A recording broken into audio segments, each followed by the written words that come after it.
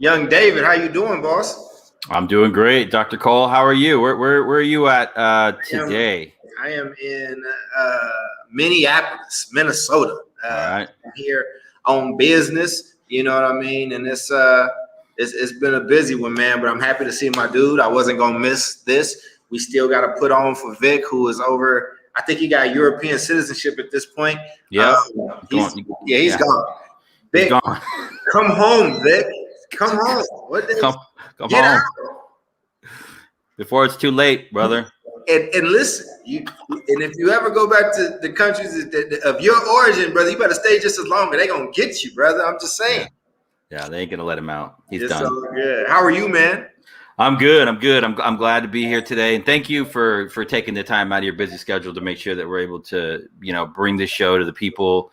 Every Friday, Common Grounds podcast, Common Grounds of Self-Determination for Black and Brown youth every Friday at 3 p.m. Pacific time, 6 p.m. Eastern time. Today we're going to have a robust conversation, always focused around education, Black and Brown liberation, and how to reclaim our collective village, the South Star classroom, and we'll get into some other like cultural matters and really excited today for to bring on board our special guest. I've known him for a couple of decades now. We go way back, and we'll get into the story as soon as we bring him in. There are a lot of people that I've worked with in education. I know, Charles, you've worked with many people. People come and go, right? And we actually, I'm getting to the point where I'm like, when did I meet you? I don't quite remember. I'm like, we worked together for 10 years. I'm like, okay, well, you didn't leave an impression on me. Some people we forget about, and some people we will never forget about because of how they worked, their commitment to young people, and just being good overall people. And so today's guest, Dr. Daniel Zarazua, really happy to that he accepted the invite to spend time with us on a Friday afternoon. Okay. And yeah, let's bring him on board and let's get into it. But actually, before we do that, Charles, okay, well, we can do this together. Yeah, how are you? I mean, just real quickly, Charles, I know you've just started up with some more like in-person engagements, doing the work that you've historically done. And I know for the last year and a half, it's been done remotely, but like you're back in the field, you're in the mix. So how does that feel? I mean, I got back in the field a while ago, actually. And just, just for some of the things that I have to do, it's just kind of important to be there. But it's good to see people, and it looks like they might end up closing things down again with these variants and whatnot. But now I don't know if people are gonna close down the same way that they did the first time. I don't know, just with all the stuff that a lot of folks lost, all the life lost. I mean, it's tough. It's really tough, but it's good. It's good, especially to be out here with the A Black Hands and seeing these cats really going through the business end of our stuff. And I definitely have been talking about common grounds and self-determination in some of this, and just the next iteration of what we do as a part of this team. So I'm proud of you, and just for the folks watching and listening, David has been kind of killing it as a producer, and so I'm looking. He is leading this ship, man. So y'all shout out David, and anybody that's listening. Before I give it back to David and bring in our guests, we need you to like, share, comment. We depend on you to share this and spread the word. So make sure that you're taking some time to like it right now, share it, and drop some comments so I know that you did, so I can show you some love. Dope. Thank you. So before we welcome our guest on the screen now, a really quick story. So I've worked alongside Zarazua for, like I said, for decades now. Actually hired him. I believe it was his first Oakland education job, teaching at a little, independent, I think I can independent charter school in Oakland, California, called Oakland Unity.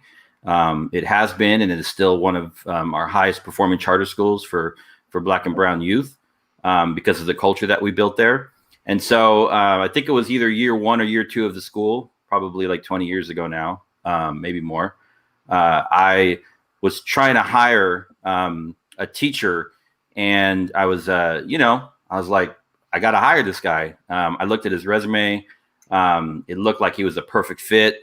And so I did what I did, when I'm trying to hire you, like I'll stalk you. I called him, I emailed him, I called him. I'm like, you don't have 24 hours to decide. You got like 6 hours. I'm going to call you tonight. And so I called him the same night that he interviewed, and we were like chatting it up, really casual conversation. Somehow the conversation moved towards like music, dance music, electronic music, techno music. And I was like, this guy, part of his materials that he submitted for the job in his application talked about his experience at U of M. And I'm like, he's a DJ. I was a DJ. I'm like, he's from Detroit. He's talking about underground resistance. So we had this like initial early connection to music, to culture, to Black, to brown music and culture. And I said, well, this guy has to be good. And so I have to hire him now. I have no choice. So I ended up hiring him.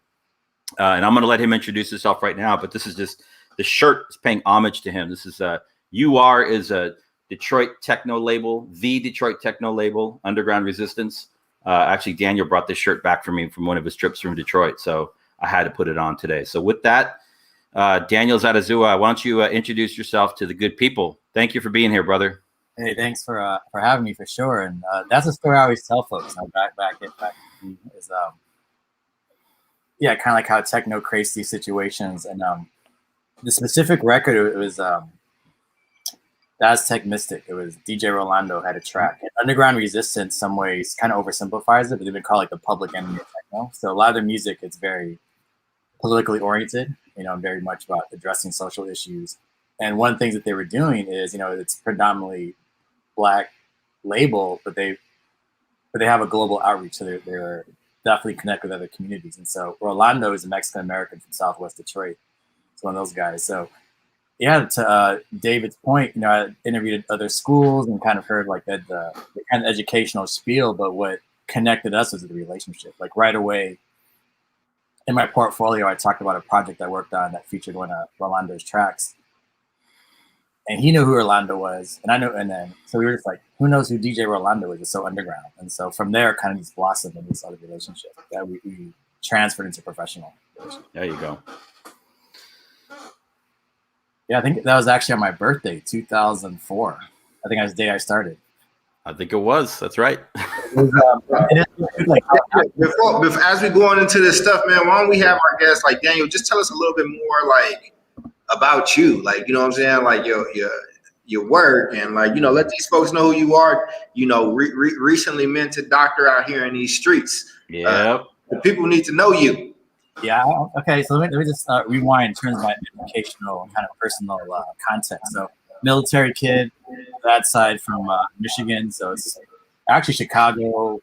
Take the 94, so Gary, Chicago, all the way up to Detroit, 75, Flint, Saginaw, Bay City. So that's the lineage on that side. This kind of frames the conversation too. We're on 5th, maybe even 6th generation Mexican American, predominantly out in the Midwest. So definitely a different experience than those who are on the Southwest border. And then my mother's side, we're Taiwanese, born in Taiwan. And so kind of that shapes life. And I was a military kid. So I've gone to school, Asia or Taiwan specifically, gone to school in Alabama. That's all it really shaped my experience. Okay. Yeah, gentlemen, we are getting an echo from somewhere, so I want to make sure that we're able to hear everybody well. I'll mute myself while it's going, but keep going, brother. I wasn't sure that feedback. Is that you, Charles, or me? I wasn't sure if that was me or not. Okay. You're good. Good. Okay. Been in started out working in Southeast Michigan, U of M, Metro Detroit. Made my way out to Oakland, and I always tell people specifically Oakland, not just the Bay. Like I really saw a lot of connections to Oakland and the Midwest, and Oakland had its own unique. My impression of Oakland is pretty strong, so I wanted to come out here. And so a lot of my work is very relational based. So I'm very much into, if people are familiar with Sean Ginwright's work, Dr. Sean Ginwright, San Francisco State. He has his acronym KARMA. And so C is for culture, like you center students' home culture. The A is for agency, giving them a sense of empowerment. R is relationships. M is the meaning. What's your purpose? Why are we doing this work? What's our existence for? And then the last A is achievement. I think sometimes when people hear relationships or culturally relevant pedagogy, all this other stuff, they think that academic rigor goes out the window, and that's actually not true. Like, they go hand in hand. So that's kind of the whole argument. So even before I had any familiarity with Sean Ginwright's work, like, that was really what my approach has been. So again, with David's story, that's how it started out. We connected as humans first. And it was over music. And then if you look in the back, actually, that Freddie Fender thing, I put it there. That's because, Freddie Fender has a connection to his family, so I gave him a shout out in the background. So yep, that's my father's cousin right there. Yep.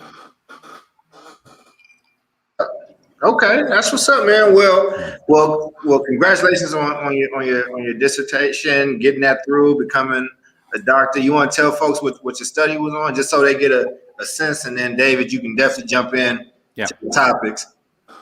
Yeah, it was looking at I forgot the formal topic. I'm pretty bad. I mean, the formal title. But it was looking at the student-teacher relationship and how that impacts student outcomes. So I did a kind of pretty much like a self-study, looking at actually a lot of my time at Unity and kind of reflect on what worked and didn't work. So I did a number of focus groups, had the former students reflect on the process, and then I also looked at how that played into like standardized test scores. Because I wanted something tangible, like we could wrap our heads around, and it showed. Like, it really showed that their academic output really did improve. And in terms of this part that's harder to measure, like, our relationship continues. Like, I was in communication with like 3 graduates today. Like, we're just like friends now. And so it's not just about the school. It's like this community that we create and have that extends beyond the classroom. So the dissertation really focused on that, is really looking at our relationships. Yep. Thank you for that. And I think you're right. I think it gets misconstrued, or a lot of people get it twisted. Like, well, let's just focus on relationships. To what end? Relationships. Or, what we saw during the time, over the last, like, the historical legacy of like the no excuses school, where it's all about achievement, and then, oh yeah, let's figure out who these human beings actually are and their stories, right? I believe we dialed it in pretty well at Unity, focusing on the balance of like relationships and academics. We knew we had to keep track of all of those things, and there was a lot of different. And this is at a time when like no excuses was like definitely the thing, right? You had some schools that were just like drill and kill. So we were able to maintain very high levels of academic achievement. That's on a bunch of different indicators: attendance, graduation, standardized test scores, student retention, staff retention, the California high school exit exam, student surveys, staff surveys, community surveys. So we were collecting both standardized information, quantitative, qualitative, and it was really hard work.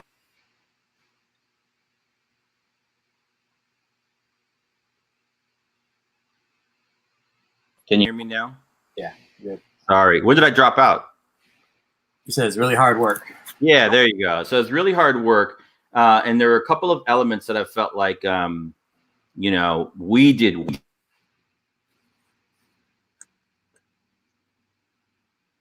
Is going on here. Let's see. There are certain elements of the program that we developed really well. And Daniel, I think you actually, did a lot of this work. You spearheaded a lot of this work. So right now we're in this moment. It's like really intense, critical race theory debates.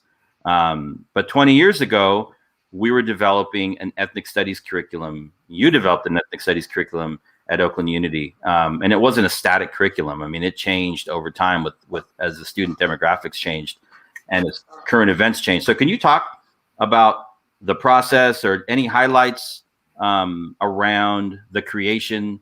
I mean, the state of California is now finally adopting, ethnic studies for all ninth graders, right? But this 20 years ago, we were already doing it. We were ahead of the curve.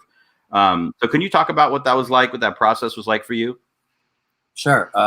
Where it's rooted in is, so I did my undergrad and my master's at University of Michigan, and there was a lot of actually exciting work around these types of issues back then. So one of them, there was a program called the Program on Intergroup Relations and Dialogue, and that program was for groups who have a history of conflict or a potential conflict. So starting my freshman year, I was 17 years old, getting exposed to all these things that, I'd always wondered about, but never had a space to talk about them. And the program grew, and it's at different universities now. And I remember talking to a good friend of mine, and we were saying, why did we have to go to college to have these conversations? It's the issues aren't fresh, but to have a place, a structured way to doing it, that structure, like, how do you have difficult conversations? Just that kind of thing, and then the types of readings and exposure to ideas. And so when I moved into working in the high school field myself, I was like, how can I help bring those experiences to high school? And even when I was in Ann Arbor, but I was living in Detroit for part of that time, and they were just two totally different worlds. And I felt like sometimes when I was in Ann Arbor, it's kind of this ivory tower, and there's very important work that needs to happen there at that level for sure.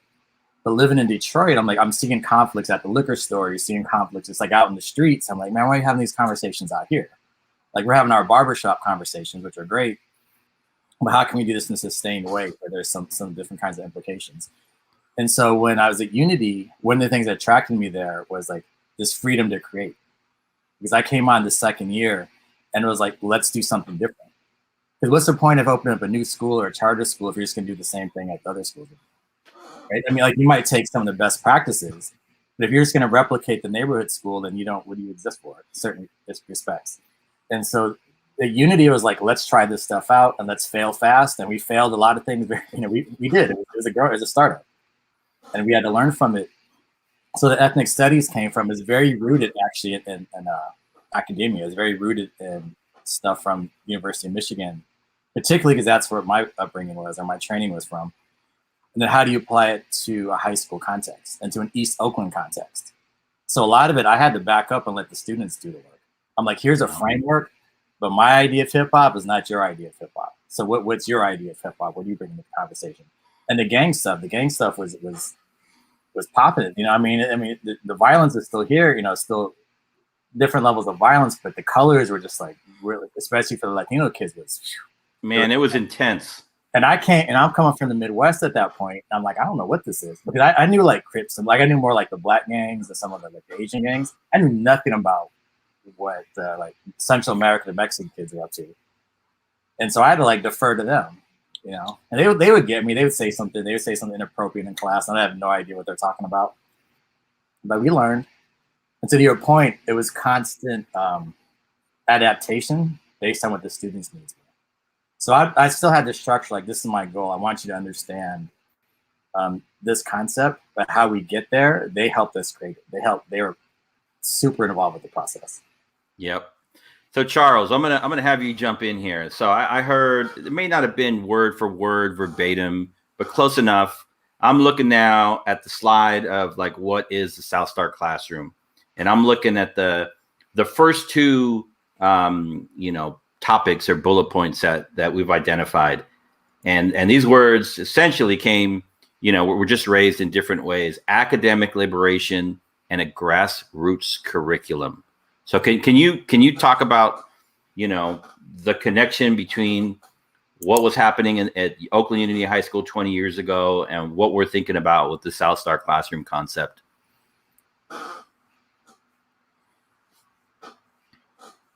Cannot hear you. Yeah, I was muted. Can you hear me now? Yeah. I like holding the microphone today. I think this is what I'm gonna do right now. So when you talk about academic liberation, I think that for some people, especially folks like me, my circumstances changed because of education. Like that was my path into a different set of options from what my life was setting up to be based off where I was, from being homeless to living in Chicago, Kentucky, Oakland, wherever, you know what I'm saying? And so, how are we allowing young folks to weaponize and revolutionize and put their education in a toolkit that's going to help them change the status of their lives so their kids don't have to go through the things that we went through to get here? So that's one. Is this academics that we giving young people going to help them change they standing in life? And then two, when you talk about grassroots, I think that what you all talked about was, you know, it was something that y'all built together. It was something that young people played a part in. And I think that even the hazing that Dr. Z got, right? Like, I think that all plays into the process. This is where people test your mettle. They want to test to see if you're going to keep coming back and showing up. Like, because I can tell you exactly, like, especially being Black, I didn't have to deal with North Daniels and things like that, right? They kind of left me alone because I was a Black kid, you feel me? But like, when you are in a place like Chicago where gangs, you know, it's just different. You know what I'm saying? GDs and vice lords and stuff like that. Like, you get this understanding. What it was for us in Oakland was, I lived in North Oakland, and North Oakland was funking and beefing with like South Berkeley, or like there'd be certain parts in the North that was beefing with the West, and you just needed to know those things. So if we talk about a grassroots education, that education has to take into context the local issues that are happening in the local history. So these young people, one, feel seen, two, that this work is relevant to them, and then three, you can connect it to what that greater piece of liberation is. So, and ironically enough, Dr. Z mentioned it, out of the three people on his committee for his dissertation was on mine. Jim Wright was my chair as well, and I had cooks. I took a different approach. You know what I'm saying? I'm one of those people. I never really like the doctorate stuff. I did it kind of like to have it done and to be like a vessel in my community or whatever. But I like to get in these streets, man. Like, I like being with actual people. And I know one of those things when I would hear people, this is what the South Star classroom is not. People that use a lot of educational and political jargon that further separates them from the community that they claim to hate, that they claim that they want to help. I'm sorry. To me, that just shows a form of hate. If you're going to create more boundaries and more barriers and trying to run off and be the top, the talented 10th, that's one of the things we say in Black culture, right? Like, that's one of our things. But there's a way of separation. That's not what the South Star classroom is. It's utilizing the gifts that Dr. Z has, that Castillo has, that Cole has, that Yanar has, and like putting it all in the pot and coming up with something new that's going to help change lives. So that's when I think about the South Star classroom in the context of what y'all were talking about just now, that's what I'm thinking of. Yep. Yeah, that's on point. I think what we're hearing a lot now, and it's going to die down, but like this idea or this aversion to wanting to aversion to like teaching and exposing children to the realness of the history of the United States of America, right? And because when you really unpack it, it's a very heavy subject, right? The history from what happened to our native peoples, to slavery and African Americans, to Jim Crow, to other matters of immigration. It's a deep history, and so at the school we taught ethnic studies in the 9th grade as students who were coming in from middle school. There were no textbooks. There were no, we handmade, Dr. Zarazua handmade his curriculum, and his curriculum was very fluid.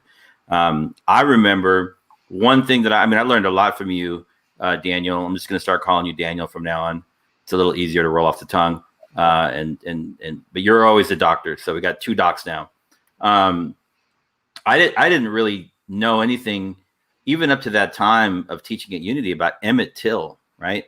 And I remember your unit on Emmett Till when you would bring that story into the classroom. We're talking about mainly brown kids now, teaching about Emmett Till and the real story of what happened to him, right? And I think our students resonated with it because of the age connection. They were young people. He was a young person.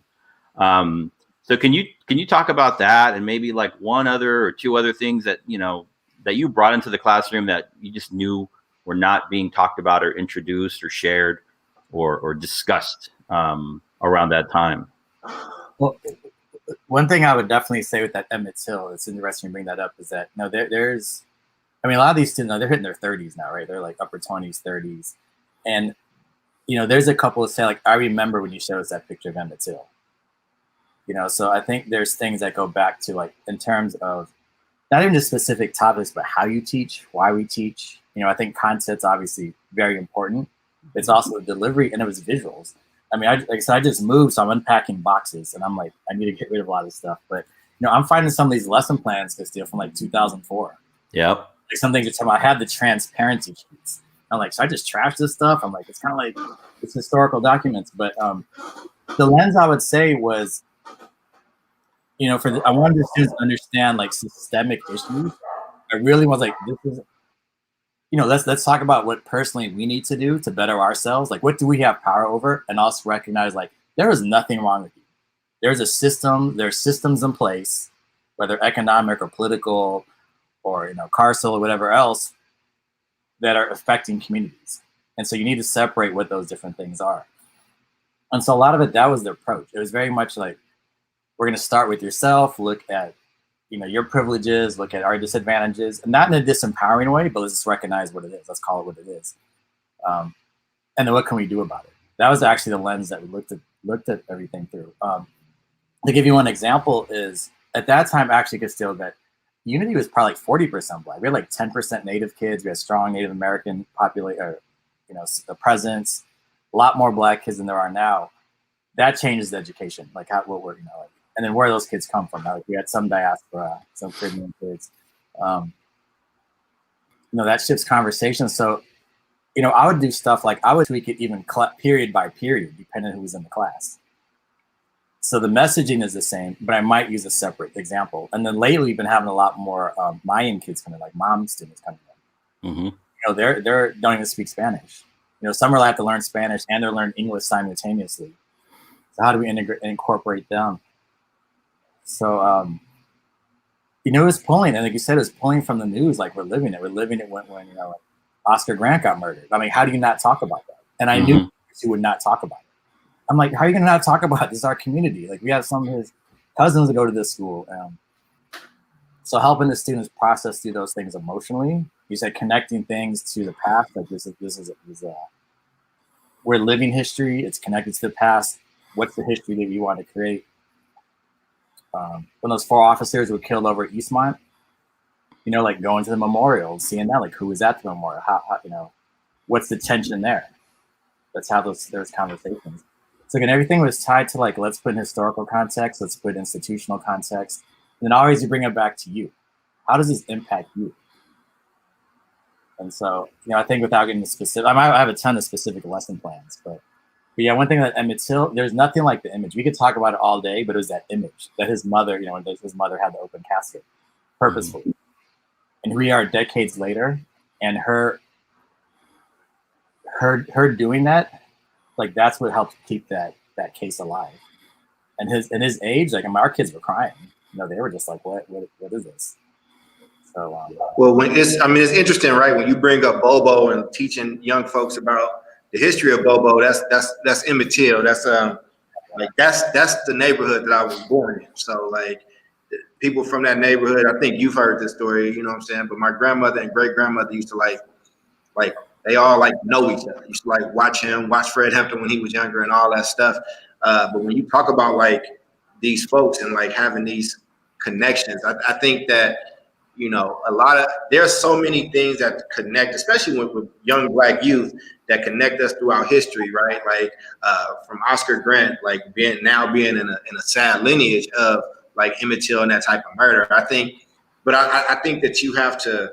I mean, I would be curious as to, when y'all were talking about it and like young people were like seeing themselves in that work, like what impact did that kind of have for you, right? Like especially if you were doing this 20 years ago. You were doing this when there was still like a kind of a lot of Black kids out east. You know what I'm saying? This is where we start to see the shift of less Black kids and more brown kids or whatnot. So I'm just curious, just from y'all's, experience in doing that work together, how that shift was for you and how it was for you to teach that section. I mean, I think big picture, and yeah, Daniel's definitely right. Like it was around that time where the demographic of Oakland, West Oakland, East Oakland looked different, right? And it started to change. And, I think at the classroom level, talking about curriculum, at the school level, how you engage your families, how you recruit. I mean, I think this is your question. I mean, what we started experiencing, and so did many other charter schools, was going from like, because I look at the photos from, our first couple of years, and I was like, wow, it was like 50-50. And then it's 60-40 and 70-30. Pretty soon we were 90-10, right? 10% African-American kids running free public charter high school in deep East Oakland. This is something that's like, there's a, we asked ourselves a lot of questions. Was it something that we were doing at the school?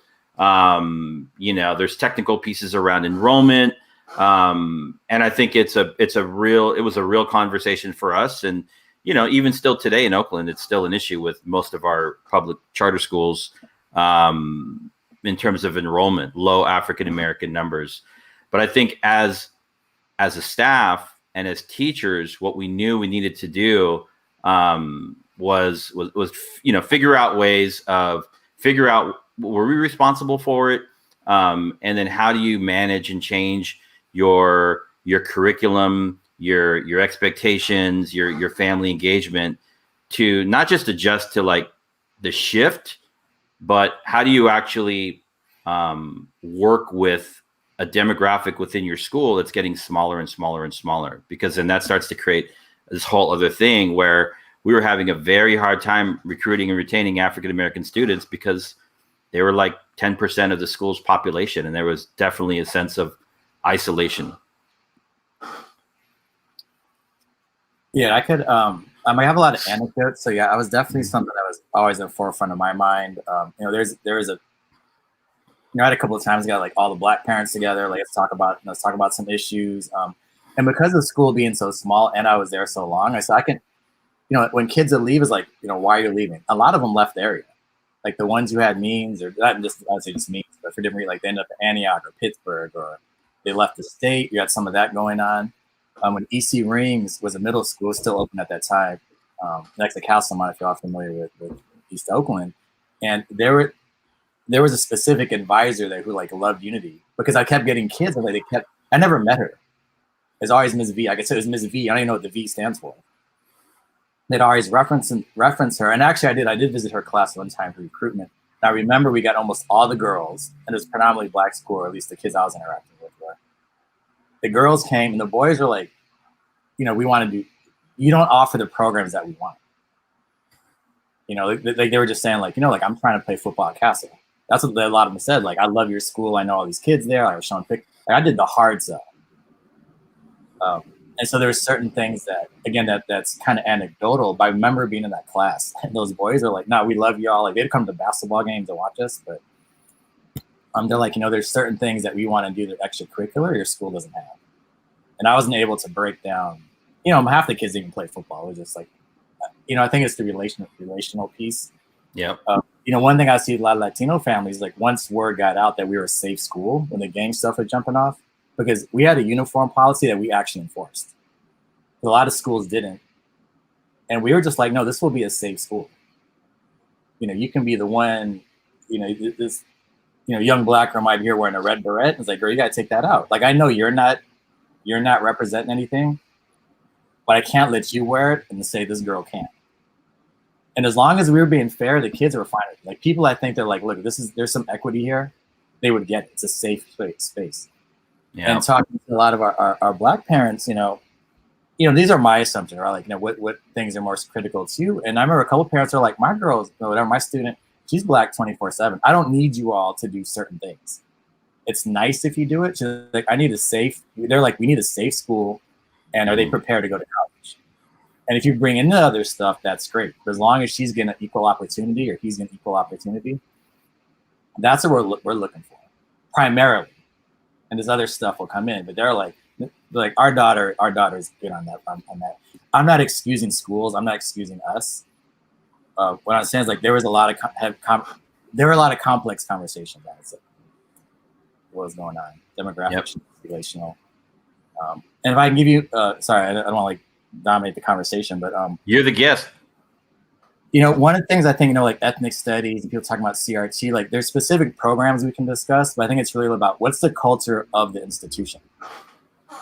We can have this program, I'm in favor of all these programs, right? Like for young men, young women, and all this stuff. But do people feel welcome on your campus? And something we did talk about even in our office is like, okay, we had like this pan Latino thing going on. We got Mexican, Salvadoran, Puerto Rican, and if they're all in there speaking Spanish, listening to a Spanish radio station, over here eating pupusas or empanadas, a family who walks in who's not Latino, they're gonna be like, okay. I mean, they come in, but they're just like, you're literally excluding them from the conversation. They're not hearing music that might be familiar to the food. And all these folks also spoke English. It's not like they couldn't speak English. And so we had to have some conversations about, like, we're not saying you can't speak Spanish, we're saying being mindful of who's here. And it's the same thing with the students in advisory. As there are fewer Black students, all the kids are speaking in Spanish. It's like, hey, you're leaving out these 2 kids. And I remember we would talk about this stuff in class. And I remember kids, they would apologize. They're like, I didn't even know. It wasn't intentional. I was like, but the impact is still real. Like you're unintentionally excluding folks. And so they don't feel welcome. And so the conversations that need to happen, we had them in the classroom. So we had them as students and we had them as staff. So yeah, some of the conversations you had in your classroom, Daniel, I mean, they were deep. I can tell they had a deep impact on our students. And one of the things I always appreciated you for was, maybe it was just the time that we were working together. The work was never really about like me or you or Miss Sue or Mr. Carter. Like, we were there to serve our kids. We didn't really have any agendas that we were bringing forward to the table. I remember at a certain point in time, like I would advocate as the principal or just tell people, like, like, we're not during a presidential election, like, we're not talking about who you're voting for. You can talk about democracy, about voting rights, about voter education, but like the kids don't need to know who you're supporting. Doesn't matter who you're supporting. And so I think the experience of trying to, like, not totally depersonalize the teacher, because I think that's really important, but really to take the focus off of like the teacher's personality or background or beliefs. I know students would always ask questions, of you around your views and this and that, and you rarely gave an answer. You're like, why does it matter? What are your views? You really pushed them on that. And I always appreciated you for that. I think things are a bit different now, but that's beside the point. I think in addition to the work that we did, we also had some fun at the school, right? I think the fact that me and you were both heavily involved in music before coming into education created a space for us to, we would have like, oh, it's the 3rd Friday of November, let's have a dance. We'd have dances at the school every Halloween, and the kids had fun. We didn't create, but we partnered with an organization called the DJ Project for a couple of years. And let's talk about this for a couple of minutes. It was a hip hop entrepreneurial fellowship program where we did it a couple times a year. Students had to apply. Applications were reviewed rigorously, and we held kids to a high standard in the program, and it involved different elements of both learning how to DJ on turntables, learning how to write music, learning how to record music, learning how to perform music, learning how to market music, and also, the background research that goes into all of that. So can you talk for a minute about like that experience, the DJ project? Like, what was that like? We literally brought turntables into the classroom, and we're like, yeah, we're getting paid for this. This is what we're here to do. Yeah, that was pretty amazing. I still remember getting that call from Jeff, who was running the program at that time. I remember being in Berkeley. I really felt that chill go down my spine. Like, oh, we're about to do this. And specifically because you and I had talked about this in my interview. Like, what can we do that's different? It's like, we can talk about all these core standards and all that stuff. Like, they're part of the conversation, but it's like, that's part of the course. What are we going to do differently? And so for us to, within a year, and we got this grant to get turntables, like, damn, we're getting paid to do this. It was powerful. Something I actually want to add on. So DJ Project is great. Like there's young people we partnered up with in other programs in West Oakland. The young people from all over, North, East, West. But I still see some of the young men outside, like out in the community. You know, they were. I mean, I got a ton of stories with those guys. Good dude, you know. But it was all about the bigger community outside of the school. I always looked at the school. You know, we're part of the community. Like we're not distinct. I mean, we have some fences up because there's some elements we need to kind of keep out. But, I mean that's part of the reality of it. Yeah. But it's not meant to be a wall to keep us from the community. It's just that we keep the young people safe. What I want to talk about though real quickly is like the DJ Project. We actually created a class, an elective. I don't remember the name of it. It was like social justice and music. And you and I partnered up, and this is, I think, I would love to see more schools if they can do this. We are able to plug into our passions. So David did the production side. Like he knew production way better than I did. Somebody's in the comments of poetry slams. We had teachers who were good doing the poetry stuff. I can't do that stuff. I can't get in the mic. So I'm gonna defer to you. You do it. And so what I did was the back end where I would talk about the social aspects of music. Yep. Let's talk about I love hip hop, but let's also critique hip hop. What do we love about it? What are the critiques here about women, about homophobia, colorism, all kinds of things. We talked about house music. We talked about techno. We talked about country music. Let me just say this real quick. This class, Charles, I submitted this class to the University of California Office of the President, UCOP. This is accredited class that kids could have taken as an arts for their A through G curriculum that we created. So yeah, Daniel, you were saying country and other kinds of music that we brought in. Oh, here it is. You can see, like, I found this yesterday, cleaned up some files. I kid you, I got to scan all this stuff, but music appreciation. And this is actually the students brought in their favorite artists because, they were listening to people. I mean, this is like a little bit older, obviously, like Burn CDs of some dude they got, selling CDs out the trunk. At the hoagie shop, at Mills Hoagie. Mills Hoagie. And so it's like, you would hear, I used to be in those hip hop education circles a little bit more. And people were all talking about kind of, KRS and Common and, all these like dope people, but also a different era. And even stuff that was on the radio. And the kid's like, yo, this is Young Stank. I'm like, I don't know who Young Stank is. Like, oh, he's at the Mills, blah, blah, blah. Like he's at the hoagie shop. He's over at the, it's over spot, 85th and Mac. I'm like, all right, I don't know who Stank is or whoever, Young or Lil or whoever they are. But they spoke to them, to the students. So I'm like, here's my example. Here's, Chuck D or Paris or whoever that's speaking to me. Model it for you. And now you bring it back. It's kind of like we do, or is it I do, we do, you do. So here's my guy or my person. Give me some feedback on what you're hearing. And now you bring it back to me. Why does this person matter to you? You, this young Mexican kid from East Oakland, and you love Lil Wayne. You love Weezy. What? You ain't never been to New Orleans. You ain't black. But this is your dude. Like, you're getting a tattoo of him and everything. What is it about him? You tell me. It doesn't matter if I think he's a dope MC, the beats, whatever. That doesn't matter. He speaks to you. What is it that speaks to you? And that class gave us the space to do it. And I'll also add, too, in terms of the culture, I brought this to all the classes I taught. I brought it to economics. I brought it to U.S. history, to world history. And it wasn't just hip hop. It was like, okay, I got some goth kids in here. Like, people, I think, stereotype like inner city black and brown youth. Like, we're all like gang members and we only listen to hip hop. We only listen to very specific hip hop. And that element's all there. We got goth kids. We got punk kids. Unity, my last year there, and I'm sure it still exists. We had a Korean culture club. Like 30 kids would show up every Friday. There's not one single Korean kid at that school. There's never been a Korean kid at that school because K-pop is so big, and kids love anime. These are all like black and brown kids. They don't want to necessarily be Korean. Maybe there's a couple, but they're global. I don't know anything about K-pop. Yeah. And I didn't run the club. Like, I'm not taking credit for that. Someone else ran it. But it's like, I'm behind. Like, and it's fine. I'm perfectly fine with that. But so you're bringing back all kinds of memories now with this music appreciation class. And I remember we did like a unit on Fela Kuti, right? Yep.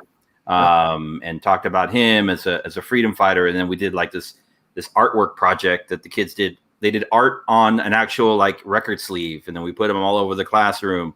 And you used to bring in, I mean, tell me why were you playing Hank Williams for the kids? I remember that you were playing some old country. Oh man, I had to bring it back. Yeah, I was not even Hank Williams. Well, actually, I did bring Hank Williams Jr. at one point. Yeah, I'm like Hank Williams in an East Oakland classroom of black and brown kids. What were you doing?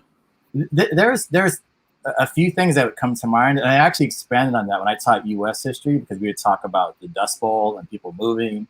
And so I was really like a couple of things. I wanted our students, of course, start with yourselves. Whatever, what's your background? Like where's your folks from? You from Oakland, but your family's from Louisiana, Texas. They're from Mexico. We break that down because they're from a very specific part of Mexico, right? They're very West Coast. You get one or two random kids from eastern side of Mexico. They're totally different.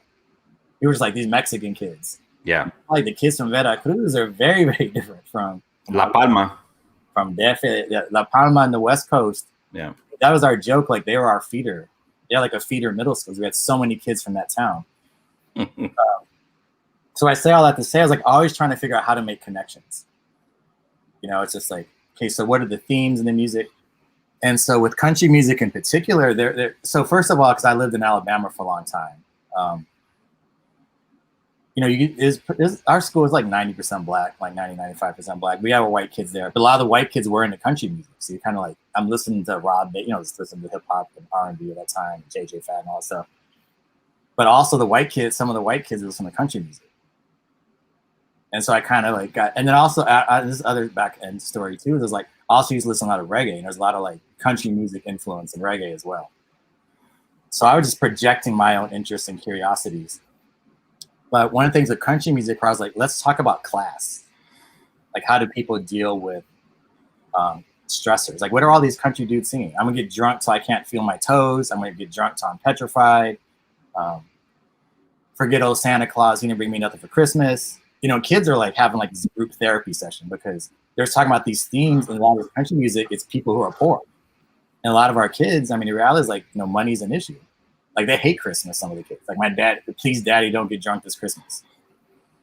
So I'm trying to like, look, as people, there's some things that we can try to connect on. Like how do people deal with stressors? If I got money, I might go to south of France for the weekend, so I'm stressing out, my name is Omar and I'm going to Europe and who knows when I'm coming back. And so I thought like money matters. So let's talk about this. And then two other little quick things. Again, there's all these memories are flooding in. There was parallels. There was some country song. I wish I could remember. It was something along the lines like, why did God make honky tonk women? So honky tonk is kind of like it's the bar. So this guy's singing this song about like, he falls in love with this honky tonk woman. She won't slow down. She's at the bar. And the kids are like, oh, you can't turn a hoe into a housewife. And I'm like, that works. And then a woman responded using the same trap, using the same music. And she said it wasn't God who made honky tonk women. It's all the lying, cheating men. And so you're talking about, now we're having a conversation about relationships. And so I'm like weaving in class. I'm trying to get like, again, the kids to think just kind of like more globally if they're, gender issues, because talking about dating violence and that kind of stuff. Super, super layered. If I use a hip hop or music, it's layering. It's like the Bomb Squad if you know hip hop. It's just like there's 50 things going on.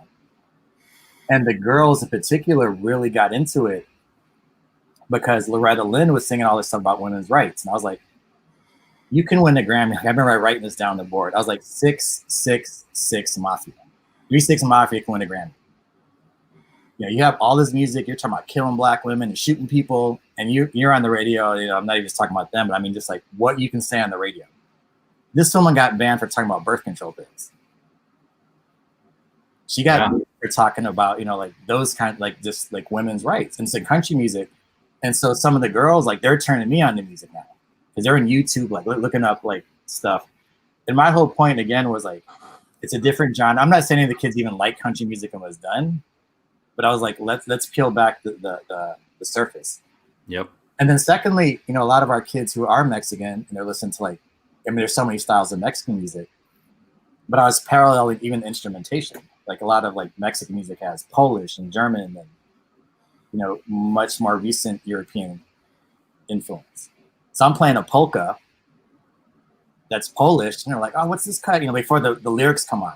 Like that's my, my world listens to that, and it'd be like, something Herzog, they get really, and then again the themes, like the macho, right? Like the boots and the hats and pistols, and the man. You got Johnny Cash, the Man in Black.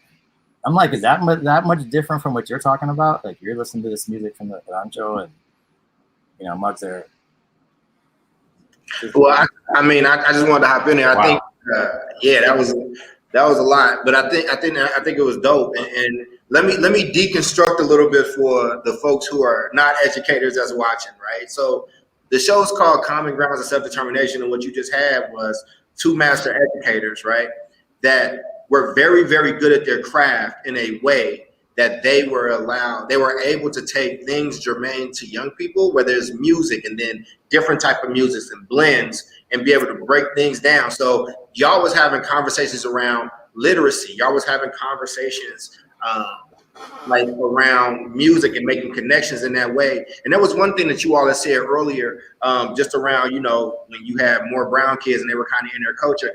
Personally, I actually kind of like those things, right? Because that led me to do like different like food swaps or whatever, right? Hey, let's trade my lunch for your lunch. Like, let's kind of get to kind of know each other. But the thing that I want to y'all said so much, and it's a lot to deconstruct. I know we coming up on time.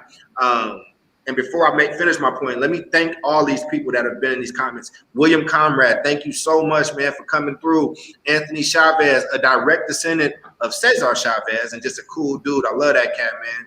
Ray Akram, who's been in meetings with me all day but still showed up for us. Appreciate you. Adolfo, Austin, Toya, we got Maritza, and just really grateful for you all. So just back to my point though, when we talk about building common grounds of self-determination, right?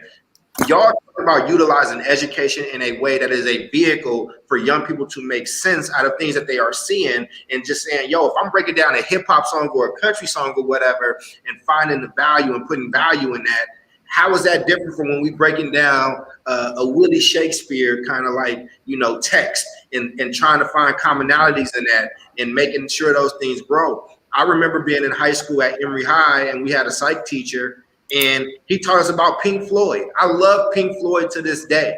You know what I'm saying? And the thing isn't that you got to try to be something that you're not, but I think that what y'all are saying and what y'all have shown without saying it is, as educators, you have a responsibility and a duty to know your content so well that you can apply it in any type of context that can relate to young people, and then young people can see themselves as valuable within said context and take what you taught them and run with it. So I just want to highlight that for the folks who are not educators, who are not out here making lesson plans and building stuff by hand and things like that, man. So sorry, I didn't mean to jump in there, right? You know what I'm saying? But I wanted to be the audience for a minute, because y'all was doing some real insider baseball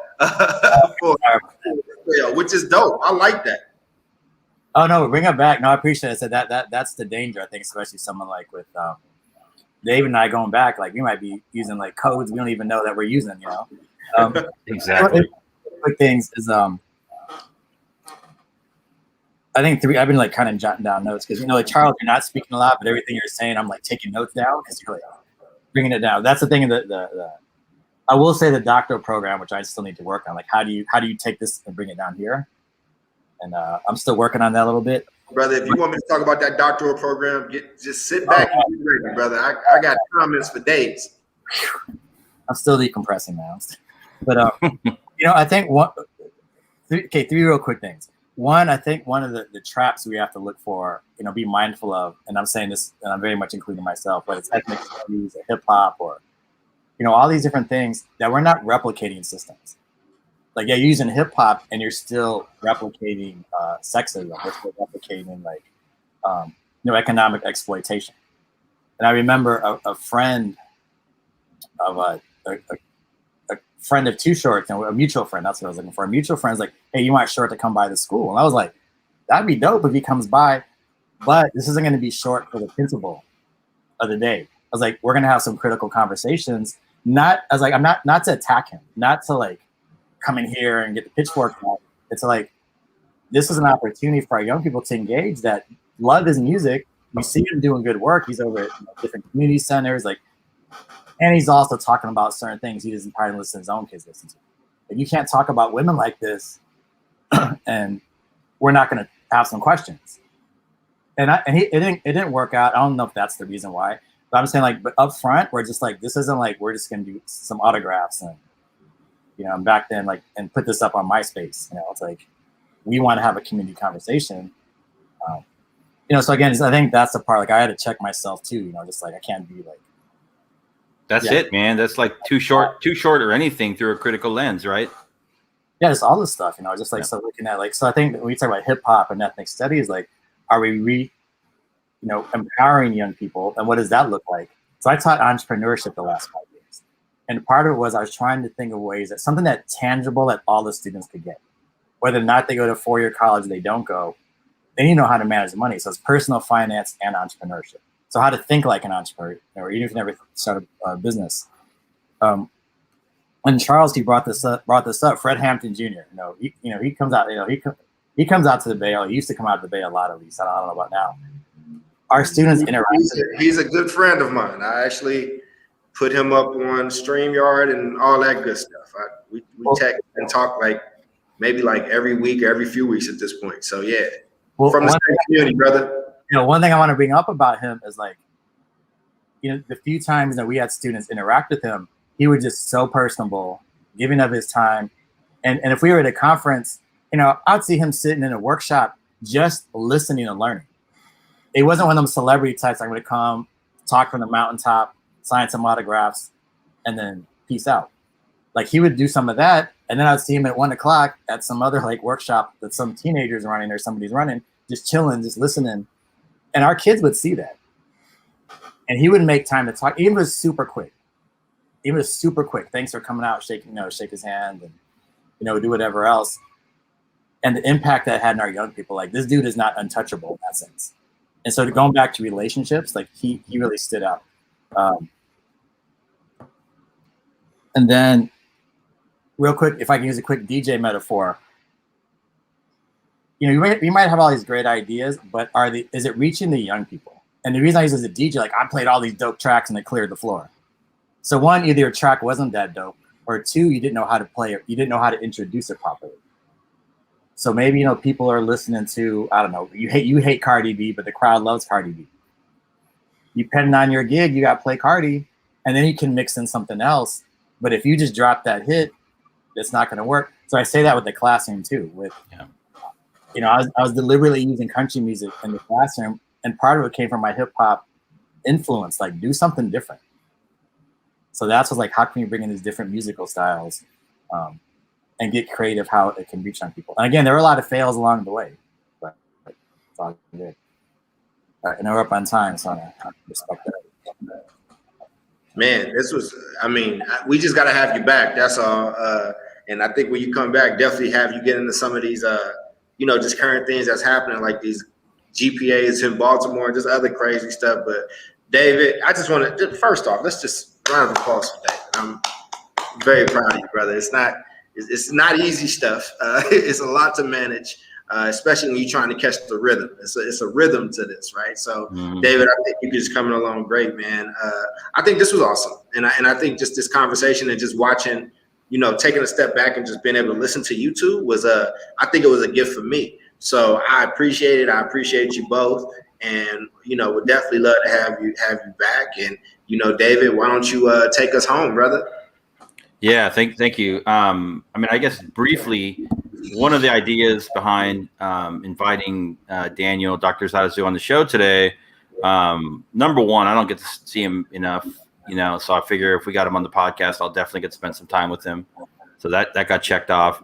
But especially right now, given the current debates around education, and really most debates around education, we're either hearing from politicians, policymakers, advocates, specialized interest groups, unions, you know, specialists, whoever it is. I was a teacher. I taught for 2 years. I was in TFA. Okay, well, you got to do more than 2 years. What I'm hoping to do with this podcast and the kind of guests that we bring in is to really ground our conversation in in a conversation with people that actually have receipts in working with children. So we go back 20 years. We have receipts. We're talking about like practitioners, people that have done the work in the community. That's where we need to focus our conversation. These are the kinds of people that we need to be bringing in to share information, share practice, share struggle, share challenge too, because there's a tremendous amount of challenge and failure involved in all of this work, and we have to look at that too. And so, really, that was the idea behind bringing today's show forward. And so, I really appreciate Charles. I think I know you're on a busy schedule, so I appreciate you taking time and sitting in that conference room and grinding through. I appreciate you taking the time to support the show. Obviously, you know that from the bottom of my heart.